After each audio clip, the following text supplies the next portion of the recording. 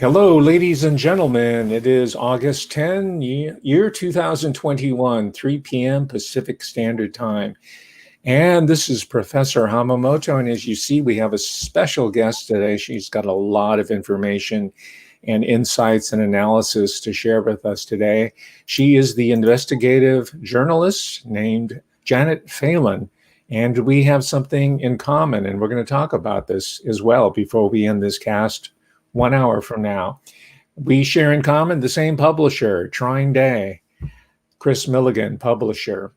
So before we start, I want to welcome Janet Phelan to the show. I can see all the comments starting to light up here. Mom, if I can acknowledge them very quickly. Shout out to Mom with Bulldogs, Corky Goss, Zaga Nostra, Maureen 5, Rita Phillips, and I'm welcoming or inviting Rita Phillips, Maureen 5, and Carol M. Hello, how are you?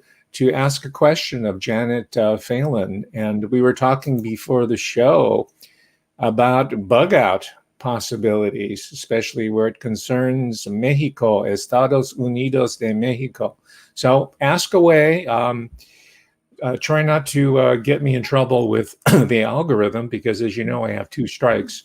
But short of that, it's just an open season for our conversation. And I'm so excited to have Janet here, not just because we're in the same publishing house, but she seems to have a very similar political background with me.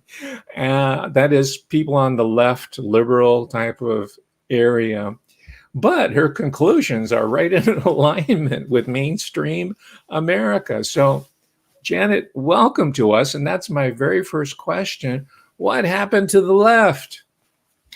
Oh, well, I don't identify as being on the left. Oh, okay. And not anymore. Not anymore. I was a lifelong Democrat. And due to certain, shall I say, things that became rather clear to me, starting around 2001, I became very concerned at the direction that the Democratic Party had taken. I am equally concerned about the right. So I do not identify politically at this point in time. I am a reporter. Okay. I'm a reporter, and I have no political axe to grind, red or blue. Well, that's wonderful. I just inferred that from the platforms that you were publishing in. And ladies and gentlemen, if you want to find some incredible journalism by Janet, just put her name in there and you'll just see it all pop up there so you can catch up on that.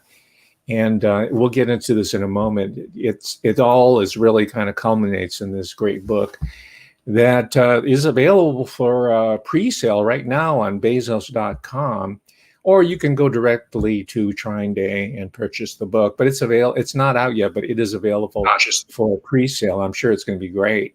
It's titled "At the Breaking Point of History," subtitled "How Decades of U.S. Duplicity Enabled the Pandemic." Right. So, I mean, it's not just on that. According to the blurb from TrineDay itself, it says from lead pipes in Flint, Michigan, to Medford, Oregon, right? Secret psychiatric ward at UCLA, all the way overseas to Geneva, Switzerland. I mean, it covers, all of that. And this is right in the wheelhouse of all the people here in the live chat. And Janet, we're fortunate here. We have a real quality audience of readers. Okay, these are people who are not just soaking it in, but they're active in searching out new information. So you're the perfect guest for us. Hi, Piper Vogel. If you can ask a question, Biomancer, please do so. Share Freedom. She has a name combining 2 of my favorite words in the English language: share and freedom. So, let's just go to this issue of, let's start at the worst case scenario. Now, you wrote a book called Exile. I have not read it, truthfully. And you already mentioned that you had a parting of the ways in 2001 with party politics, let's call it. And we're conversing through the interweb or the internet, and you're in a different country. You're in the Estados Unidos de Mexico. Now, can you give us a little bit of the backstory without giving away anything that would endanger your resident status, Janet? Well, I don't have resident status. Okay, what is your status? I'm Yeah. here on a 6-month tourist visa, which I renew every 6 months. And Okay. I left the U.S. as I recount in my 2014 book, Exile. I left the U.S. under some rather extreme circumstances. There had been, I was at the point in time that I left working at a newspaper in Medford, Oregon, that was considered alternative. And I was focusing in on this issue that I hope to get into on this call, having to do with the expansion of the biological weapons statute, otherwise known as Section 817 of the USA Patriot Act, because it is there that my realization of what the U.S. was apparently doing in terms of an offensive biological weapons program. It was that particular section that made all the lights go on in my head, I should say. So I was writing for the newspaper. I was collecting some very disturbing data relating to Section 817. And I suddenly found myself, shall I say, a person of interest. And there are documents that are appended to Exile, which show some rather concerning police activity around me, which informed my decision to leave. I have been back. I left in 2008. I came back for one day in 2009. I was at that point in Canada. I had to leave Canada, and I crossed over the border into Boston, Massachusetts, and came back the next day and had a heck of a time at the border in Canada, which I also recount in the book. And based on the mounting evidence that was presented to me, that my person of interesthood was not going away, I just simply decided to not return. I'm still a U.S. citizen. I have a passport. It's good. My papers are in order, but I'm not going back. Wow, that's great. And you said you're in southern Mexico. Would you be able to tell us which state that is? Yes, I'm in Chiapas, Mexico. Oh, that's as far south as you can get, right? Home of the Zapatista uprising. Yes. And have the Zapatistas embraced you, or are they even around anymore? Oh, we're not allowed. Americans are strictly, particularly those on tourist visas, are strictly forbidden by a section in the Mexican Constitution from engaging in any political activity. So those of us who are sort of perched here, we don't go to protests. We don't engage with the Zapatistas, and some of us do write articles and write books and so forth. But as far as interfering, any perception of interfering in domestic politics, which is what the Article 33 of the Mexican Constitution forbids, those of us who want to stay here just don't do it. So the answer, that's a long-winded answer to your question. No, that's valuable, because I have gone to Mexico many times. I didn't realize that, because whenever there was a demo going on, and there seems to, at least when I was going there, like in the Distrito Federal in the Zocalo, there was all kinds of demos all the time. So I had to, go there and listen, but I didn't participate directly. So if I go down there, I'll try to keep it clean. Now, it seems here in the chat room that there are a lot of people here who have followed your work. One of them is Piper Fogel, I'm sorry. And and I also read some of these articles too. This is why I guess wrongly assumed that you're on the left, but you've written a lot of articles about Santa Monica. Did you live in Santa Monica for a while? For a while, yes. For a while, I was writing a weekly column for the Santa Monica Daily Press. And actually, we can get back to the bioweapons issue at that note, because I had gone over to City Hall in Santa Monica, California, to enter a Public Records Act request to begin to document what I was becoming aware of seemed to impact infrastructure that may have, that actually might very well be considered Uh-oh, froze up here. delivery system under Yep. any definition of for biological or chemical weapons. And that act by me of making a Public Records Act request for records, and that the response to that request is also archived in this recent book of mine. That act of mine resulted in my termination at the Santa Monica Daily Press. I was phoned later that day by the editor, who was extremely upset. She said she had not authorized me to make any Public Records Act requests, and that, this is a direct quote, I was endangering her position as editor of the Santa Monica Daily Press. Wow, that's really amazing. Act request. So my book really does start with concerns about 817, what 817, which I'm going to discuss in a moment, if that's okay. What it really does state. Section 817 of the USA Patriot Act is the expansion of the biological weapons statute. All well and good. It states that certain parties, certain kinds of people, like those who are dishonorably discharged from the military and blah, blah, blah, so forth, are not allowed to have involvement in biological weapons activities. Furthermore, this Section 817 explicitly states that there are criminal penalties for stockpiling, developing delivery systems, biological weapons, etc.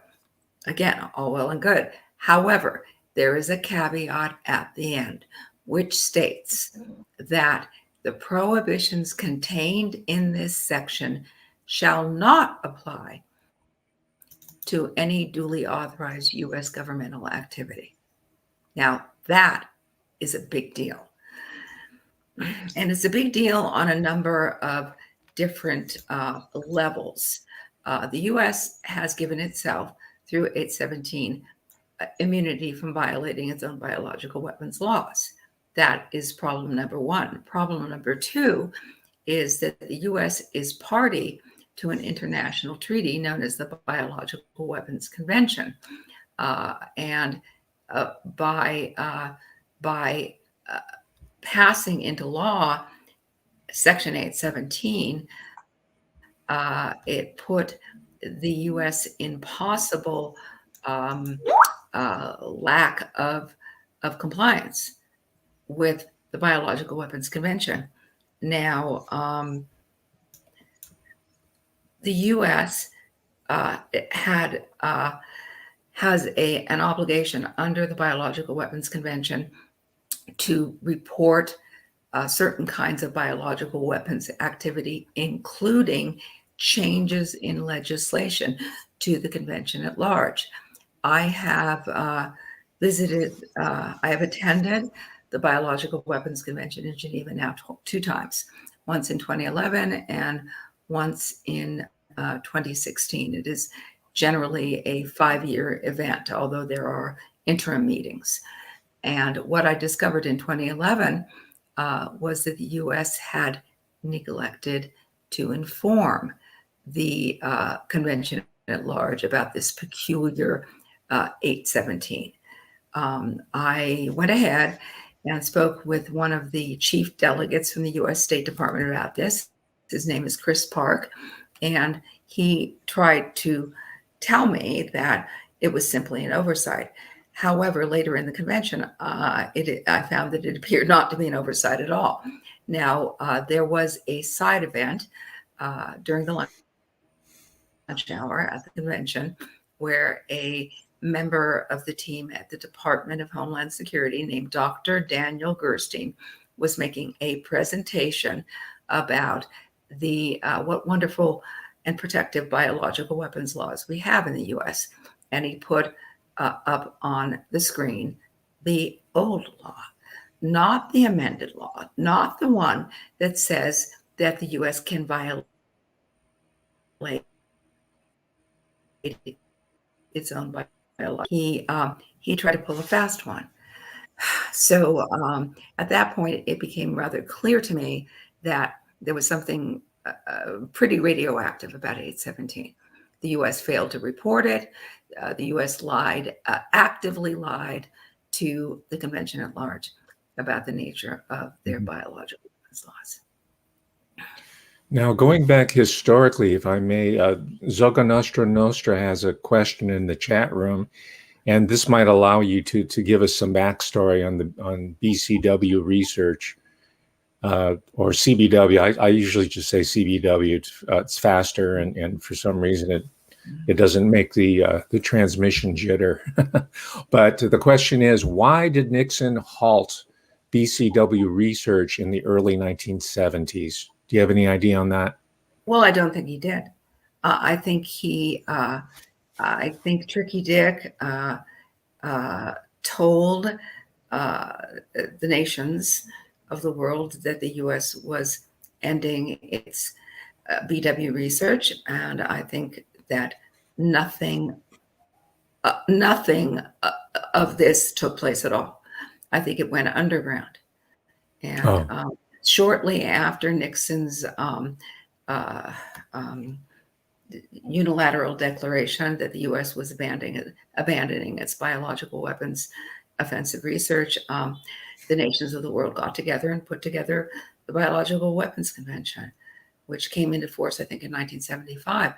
I have been doing quite a bit of research on WikiLeaks cables concerning possible indications that under Nixon, that the BW program went full speed ahead. And I have not yet published the results of that research, but I do have indications that it did. Oh my gosh, I'm looking forward to that one. And great question, great response. Because that's something question. That.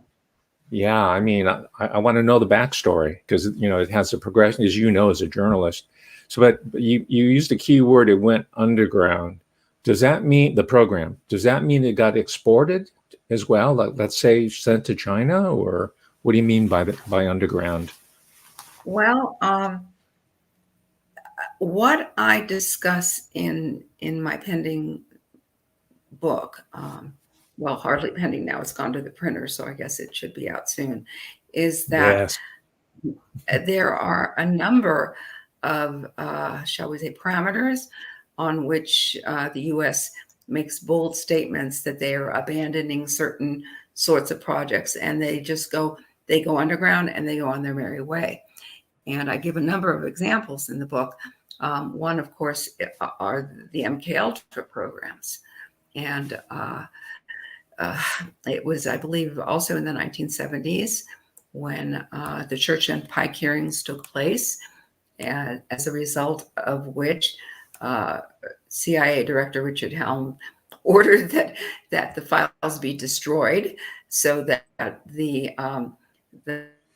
Pike and Church commissions could access to them. The public statement was that the U.S. has shut down its MK Ultra programs. One of the things I disclose in the book is is evidence going into at least the late 1990s that that there was an MK Ultra-like program involving human experimentation on welfare psychiatric patients. The research involved studies on brain electricity, which involved not only forcibly shocking people, but also giving them medicine. I'm using the word loosely, pills, which produced seizure-like reactions. And that unit, which was called A South, was on the campus of the UCLA Neuropsychiatric Institute. So wow, that's incredible. This is in the new book. Going underground. Sorry. Yeah, go ahead. This is in the new book, that what you just talked It is about. in the new book, yes. Oh, okay. All right. So when you were researching that, was the infamous Dr. Ewan Cameron still there at UCLA? I thought Ewan Cameron was somewhere up in Canada. I didn't know. Don't think he was. I think there was somebody called Jolyon West. Oh, I'm sorry. Yeah, that's right. Jolly West, the Yeah. Neuropsychiatric Institute. Mm-hmm. Was he still there when you were in that time frame that you were talking about? I don't believe he was. No, but I do have input from various sources concerning his activities, which unfortunately appeared to be perpetuated on this unit called A South. Now, I have documentation concerning A South. UCLA has taken the very unfortunate stance in declaring that there was never any such unit called A South. That has been their response. And when I provided to them quite a bit of evidence that A South indeed existed, they simply decided it would be better for them to apparently to violate the California Public Records Act and not respond to me any further. So that was the best. They took their best shot. What A South? This A South and that A South, and look here and look here. And they couldn't apparently deal with the evidence. So how is that spelled? ASAL? Is that A South? South is in east, west, north, south. Oh, okay. It's all one word, A South. Yeah. Okay. Well, A dash South. Yeah. Oh, A dash South. Okay. I'll check it out. I'll see what's out there in open source. So have you been able to I mean, this is fascinating to me. I'm a UC person as well, and I've been studying it on an amateur level, what you're doing professionally with MK Ultra, quote unquote. But have you looked at some of the research contracts that are supposed to be publicly available that, let's say, UCLA well, I have tried to. And one of the things about these research contracts is they're publicly available, generally speaking, if they don't involve intelligence agencies. If there is any CIA involvement, DHS involvement, you don't have any ability to find those contracts. So. Okay, now as a journalist, you're a professional journalist. You've even been fired as in that capacity from the Santa Monica News. And can you file FOIA reports, or is that an exercise in futility? Well, I do file FOIA requests. There is a section in the book where I discuss, and I'm sure it's not a full discussion, the fates of a number of FOIAs that were filed by Muckrock, for example, trying to ascertain certain biological weapons activities and contracts. And these FOIAs, as discussed in the book, have been either ignored or in some cases, in one actually rather stellarly amazing case, the FOIA was fulfilled and the entire document that Muckrock reported receiving was entirely redacted. So they got, blank page. Yeah. Wow. Incredibly frustrating. Now, there's this one article that you published. I don't know if it was back in May. It might have been a republished piece, but the title of it is your article. It says, "Why Legal Reform Doesn't Work." What's the basis of your argument there? Because I always hear, "Oh, we got to sue these. We got to take people to court," and it's that same argument, kind of circular. That caught my attention. What's your argument there, Janet? Well, I have been following certain kinds of court proceedings. Actually, today I was on a Zoom court case that took place in Cook County, Illinois, having to do with a very disturbing case that's actually mentioned in that article. It's the Amelia Salas case. And it has become rather, sorry, I should try to get some water. It's become rather apparent to me that legal reform runs into a problem with judicial immunity, because judges are sort of like kings in their court. And you can pass all the laws you want to, but if the laws are not enforced, if they're not enforced by the judges, if they're not enforced by law enforcement, then what you have is window dressing. And I think that, for example, I brought up the guardianship of Amelia Salas. There are grassroots organizations just popping up everywhere concerning the kinds of abuses that are going on in adult guardianships.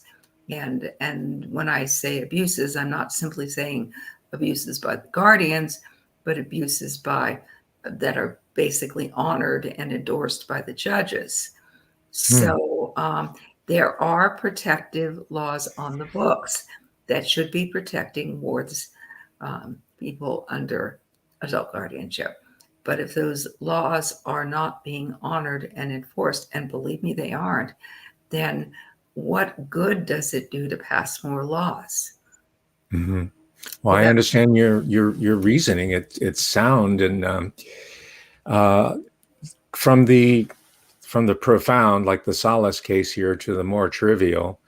What is your comment about the recent brouhaha about the guardianship of Britney Spears? Is that a psyop, a distraction, or is it a move forward in awareness amongst the public of these abuses? Well, I think, my hat is off to Britney Spears for speaking out. I think Oh, it was a brave thing she did, and I think it was an absolutely necessary thing she did. However, that being said, the response by Congress has been a little bit concerning. There is a new law that is being promoted by two congressmen called the FREE Act. And these congressmen, and I have actually interviewed one of their press secretaries as well as some other people involved in constructing this piece of nonsense. The FREE Act gives the ward, someone like Britney Spears, the right to petition the court to have their private guardian removed and have the public guardian appointed. Well, that would be great if the public guardian weren't every bit as tainted in so many of these cases as are private guardians, the Amelia Salas case being case in point. So I'm actually working on an article right now where I'm interviewing a number of people across the country who have experience with the public guardian in their separate venues, which is every bit as shocking as what Britney Spears told the world recently in their own cases. The abuses are not do not stop under the public guardian. In fact, at least one state, and that would be Rhode Island, terminated their public guardians program a few decades ago because the abuses were simply uncontrollable. Wow. So we've got like a pendulum going back and forth. So I Well, did speak with one. Apparently, one of the congressmen just won't speak with me, but I did speak with one of the other press people for the other congressman. And you bring up. I mean, I asked some hard hitting questions, and I got so uncomfortable with the tenor of the response. Well, we're not trying to fix the whole program. We're just trying to give people an out. I said, it's not an out. The problem lies in the behavior of the judges, what the judges allow and endorse on a daily basis now in these proceedings, and do so with complete immunity. So anyway, that's wow. long. Well, Yes. I'm certainly looking forward to that article, and that sounds like another. I mean, I want to read the whole backstory. It seems like it's very much related to what we know about so-called child protective services. Yes. Is there a similarity there structurally, or? Yes, there is a similarity. Okay, wonderful. Now, are you familiar with the recent, I don't know, I think it's the most recent documentary. I think it's called, it's about Paris Hilton. And she wasn't under guardianship, but she was abducted from her own home and sent to one of these social education programs. Are you familiar with it? It seems like part of that complex. I don't know anything And about this that. was one of the people in the live chat here, made me aware that this is a real common occurrence, and they're not even in the process of being declared a legal guardian. In fact, there's no procedure that's in place. So I think it's on Netflix, if I can say so, that documentary called "This Is Paris," I think it is, and it goes right into that whole. So there's two celebrities there, and they're all female. I mean, these are some strong female voices that are helping us out of the wilderness. And the third is, and she's down in Mexico too, is Rose McGowan. Have you been following her revelations? No, about structural abuse and how the legal juridical system is complicit with it. Okay. No, All right. That's the third leg.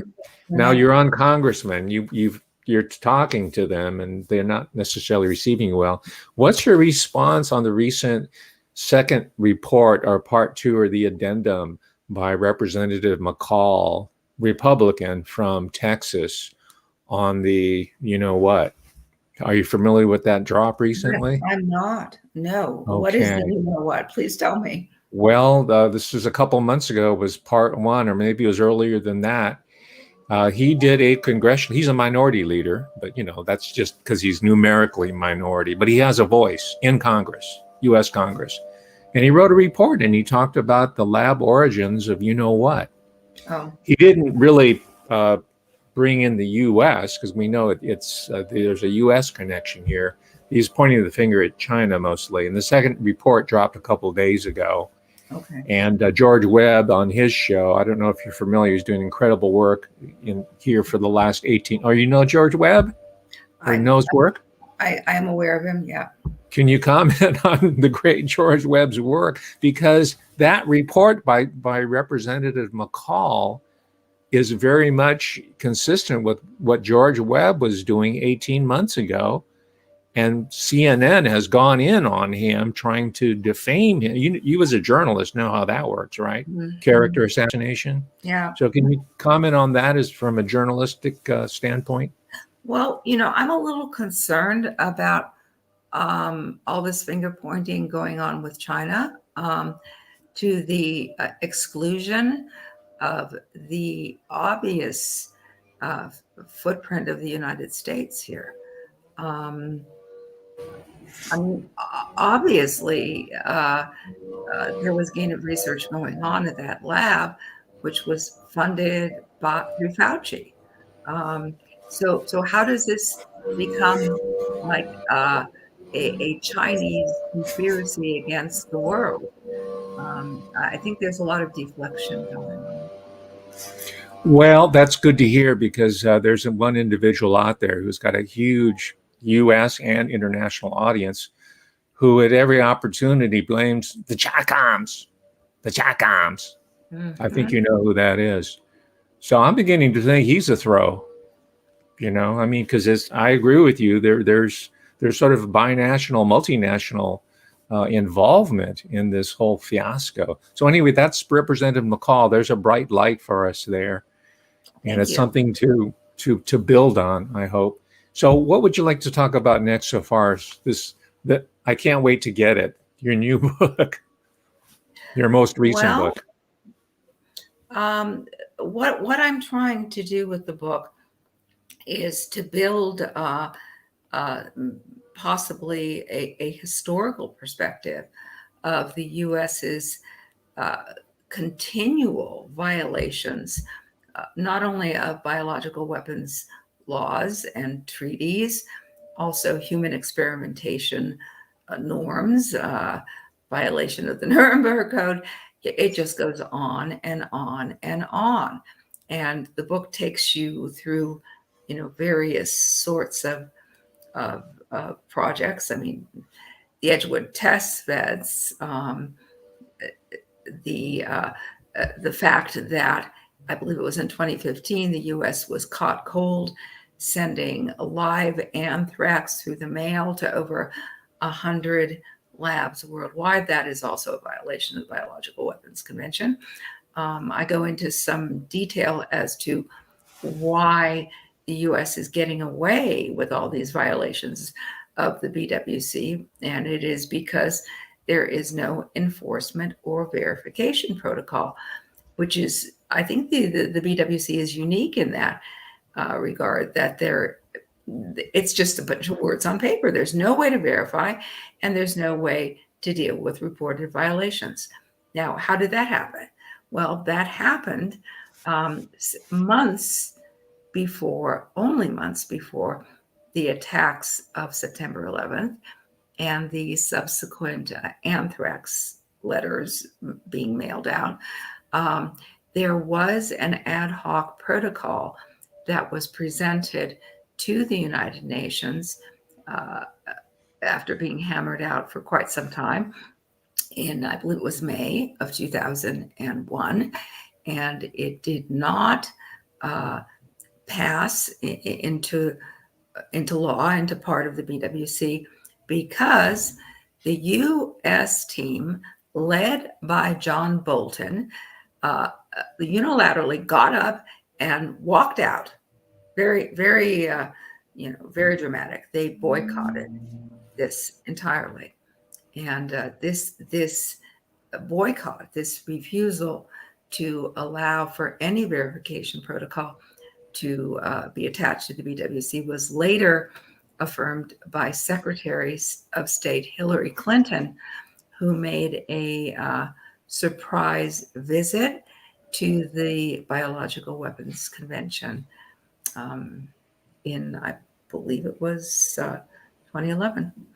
She So, made a surprise visit in the capacity of being Secretary of State, yes, she did. represent. Yes, she And did. You what know, was the message, Janet, she was delivering? well, I did. I was at the BWC that year, and her speech, a large part of her speech, is recorded in my book. Her Okay. message is that we can't allow for these intrusive sorts of um, unreliable states to come nosing around in our special labs. We simply can't allow it. So we're going to continue to support confidence building measures. Now, confidence building measures are something that no one should have any confidence in. Confidence building measures, which is part and parcel of what the BWC now supports, are reports by the state parties as to their own behavior vis-a-vis biological weapons. And it was through the failure of the U.S. to file the appropriate confidence building measure, that I found out that they neglected to report to the convention at large this very problematic and bizarre Section 817 of the USA Patriot Act.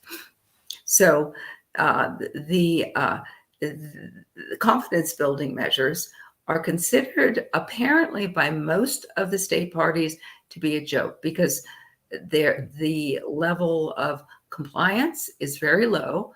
People aren't doing it. Nobody takes it seriously. In fact, there was a statement made at one of, I believe it was the 2016 convention, which I also attended, by the very same delegate, Chris Park from the U.S. State Department, who was the one who told me that the U.S. forgot to report 817 to the convention. He made a statement which I thought was absolutely stunning. He said, you know, there's absolutely no legally binding thing that we're doing here at all. We just like each other a lot. So we just get together every 5 years, but don't think that there's any weight to what we're doing here. This is what he said. So, and I just sat there with my mouth dropped open. Just good, clean fun amongst friends. Yeah.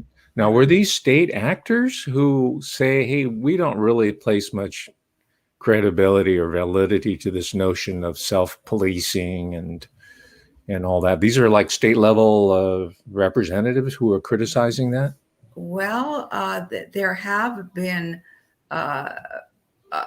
those statements made on the record, although we do have the likes of Hillary Clinton, you know, as a cheerleader for these confidence building measures. But the fact is, nobody's doing them. I mean, the compliance rate is very low. So, you know, one wonders how serious anyone takes this prospect when nobody bothers to comply. Now, she was the Secretary of State under the Obama administration. And just for a little bit of a palate cleanser before we continue, what was your perception about the recent 60th self-celebration birthday party of Barack Hussein Obama that's been running for 3 days and counting? It's just a giant bacchanalia on Martha's Vineyard. Any comments about that? It's kind of a trivial question, but I think that it all goes into the picture here. I think we have very powerful people who have taken control of our country and are steering it into very dark waters. As a former Democrat, I would include Barack Obama and Hillary Clinton on that list. I do want to make clear that when, you know, Trump has also soiled himself in this matter.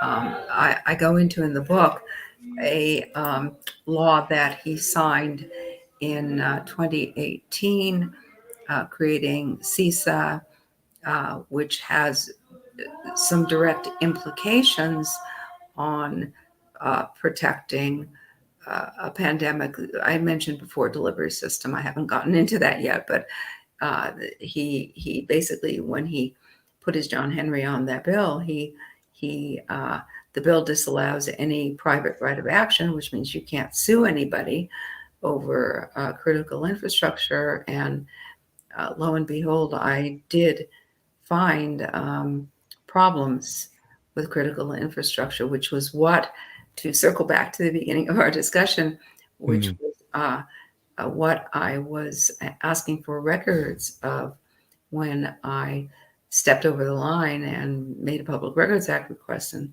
lost my job at the Santa Monica Daily Press. It was critical infrastructure. So, well, I'm hearing then that President Trump, in his way, however you want to slice it, is complicit in this, the perpetuation of the system. Yet we were led to believe that he was the man on the white horse that was gonna make it all right, even though he kept the likes of John Bolton on staff until until later on. So what's your perception as a former Democrat? What's your perception of the legacy of the Trump presidency after 4 years? Well, I think that there are a lot of people who feel very disenfranchised by the system. And I think that they largely, a lot of them felt that the answer lay with Donald Trump. He certainly was bombastic and led people to believe that he was, in a sense, standing against the system, if you want to just call it the system. But if you look at what he actually did, I don't think I think he talked a good line. He didn't follow up on a lot of issues that he could have. And the fact is, Operation Warp Speed took place under Donald Trump. And we are now reaping the fruits of that. Oh my gosh, you're certainly correct. Now, so far as the Trump family is concerned, I'm a heavy proponent of the sacred feminine principle in political renewal as well as spiritual renewal. I've already mentioned people like Rose McGowan, Paris Hilton, and of course, Britney Spears as celebrities, well-known people. There are people who are operating beneath celebrity. What's your assessment of the political impact of First Lady Melania Trump? She had an impact? Well, I don't know how I'm asking, did she or not? or maybe it's gone under the radar. Well, the way I see things is that there is a particular agenda that got launched through the USA Patriot Act, and as a result of the attacks of September 11th, coupled with, of course, the anthrax attacks. And I don't see any deviation from where this train is taking us. And my concern, which I believe I spell out pretty pretty succinctly in the book, is that we've gone into a scenario where a pandemic level event can be used as a cover for a multiplicity of different sorts of attacks. I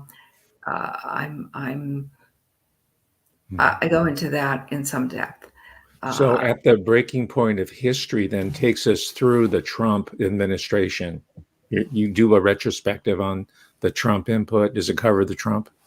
Well, I certainly cover his signing of CISA, which I think was very significant because of the impact it had on our legal rights to do anything about what I am concerned of as a pandemic delivery system, which has nothing to do with anything viral floating around in the air and nothing to do with vaccines. So as far as different presidents sort of pop up doing certain things around that may impact a biological weapons agenda, yes, I certainly do discuss the behaviors of presidents as around that. But looking at Donald Trump as a whole, no, I don't. Okay, excellent. Now, there's another point of commonality here that we have outside of having a common publisher here, but you did an excellent article, and I think it was published in, Activist Post, which I think is the main current, where you're putting most of your current pieces right here.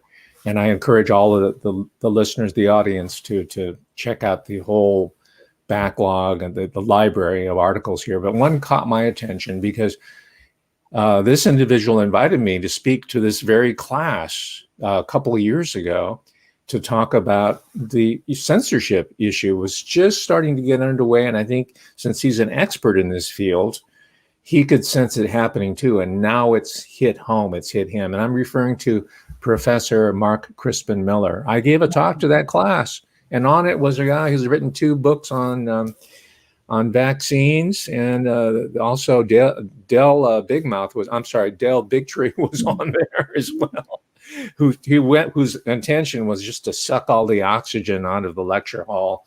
But before that, I let that happen. I made sure I got my licks in as well. So could you tell us the backstory about your interest in the Mark? Do you know Mark personally, or have I've you met him? spoken with him on the phone several times. I wrote a couple of articles about his battle with NYU, or should I say their battle with him. So I've spoken with him on the phone, but I haven't met him personally. I am on his email list as well. Okay, excellent. And you, I won't say the student's name, but you even got the Twitter type of attacks on Mark Crispin Miller by a student who says that he's a tenured professor, but he's using his tenure as a means of promulgating information that she doesn't happen to like, so she ratted him out.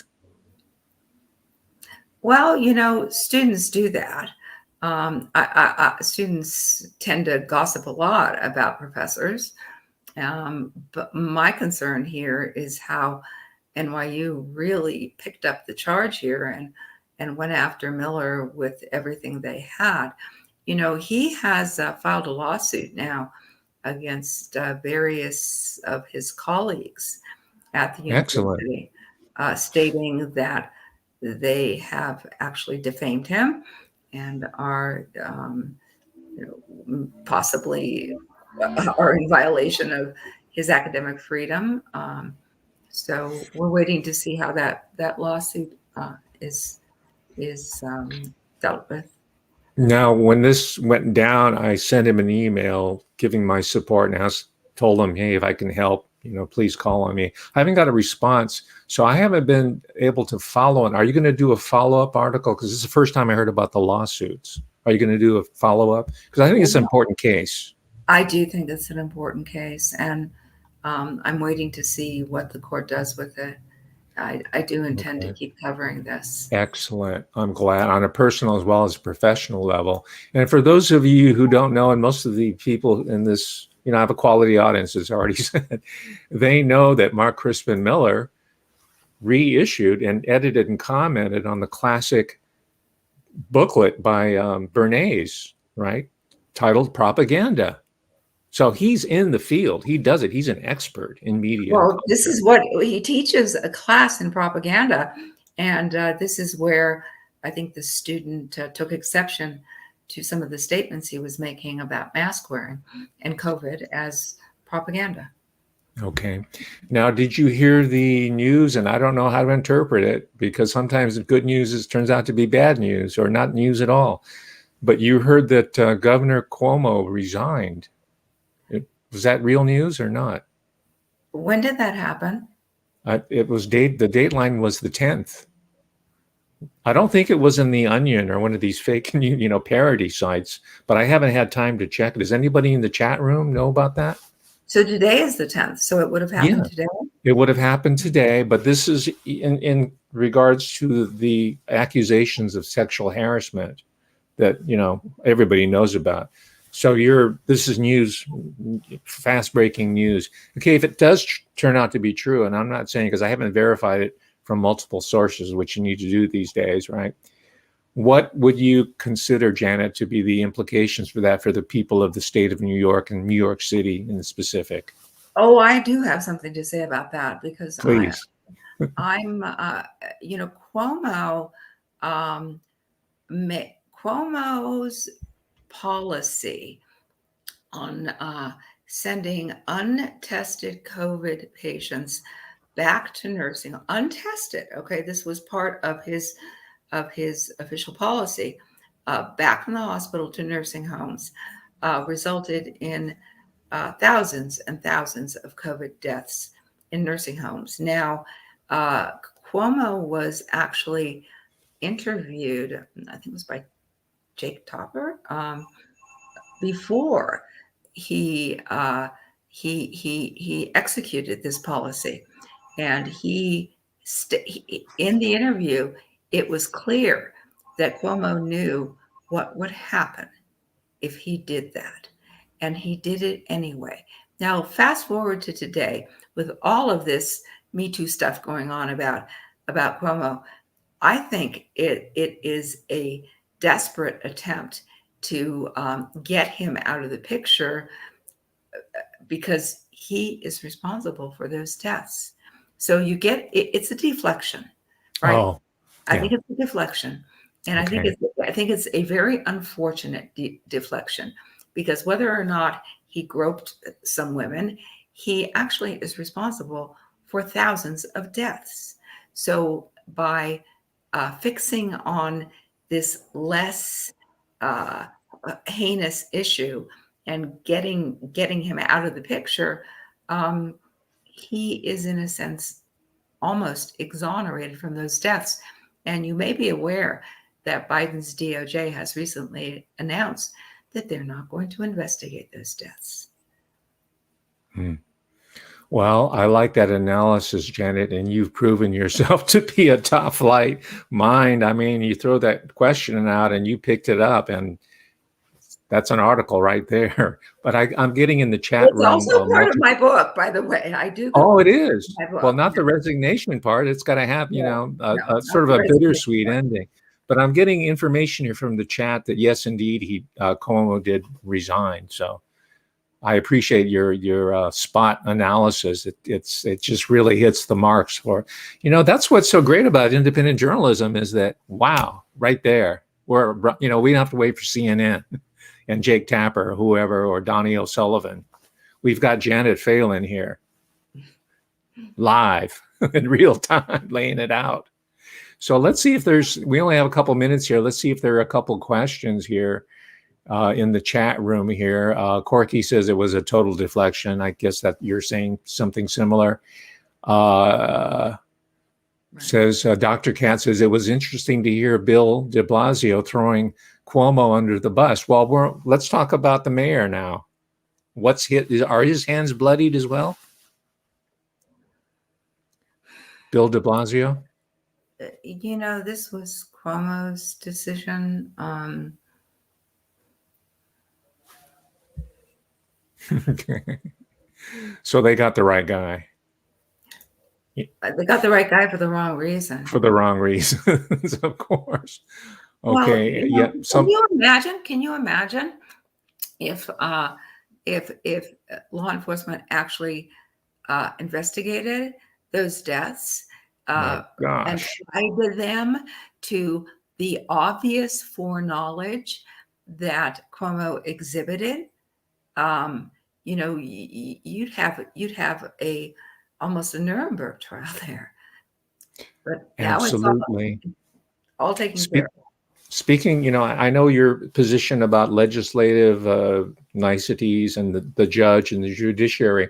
What's your take on citizens' tribunals? Because I've seen these being brooded about as a solution. I've seen some take place and nothing happens. What's your idea? Nothing happens because they're not vested. Nothing happens because they're not vested with any legal power. I'm glad that people are getting together and discussing these issues, but they don't have any weight. They don't have any power. So this goes back to your statement about enforcement. Yeah. Okay, my final question, because we're near the top of the hour, Janet. It's gone by too quickly because I have so much to ask you. Then, okay, what can we do when there seems to be, it's vertically integrated, the corruption, it's all sealed out, and it's vertically integrated corruption, if I may use that phrase? Oh, that's an interesting phrase. I haven't heard that before. You may Well, use it in your next article. No, I'm kidding. Go ahead. I'll give you a footnote. All right. You know, I said it before, we've headed into very dark waters. People are leaving the country. People are not only leaving the US, the area that I'm in here in southern Mexico, people are flooding in from France, from Israel, Oh from my all gosh. over the country, because we basically don't have restrictions here. Oh gosh. So Please give us an article on that, because I might join that exodus down to Chiapas. you may run into Mark Crispin Miller. All right. Okay. Well, one last question. 1-2 asks, Janet, where can we follow you? I write for Activist Post, and you can certainly follow my work there. And how can we contribute to your overseas trips to all these important conferences? That costs money. Do you have like a Patreon or GoFundMe? I have Buy Me a Coffee. Okay, buy me a coffee. Mm-hmm. All right, good.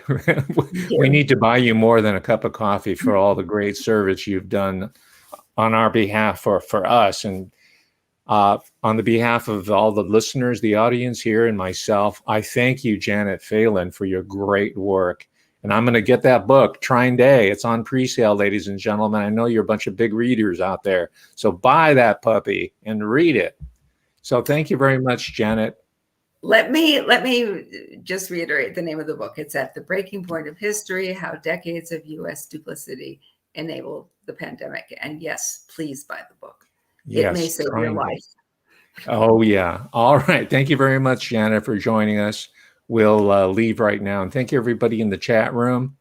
And I'm sure we'll be seeing more from Janet, her journalism and her investigations. And we're looking forward to that. Thank you very much, Janet. Bye. Thank you. Bye.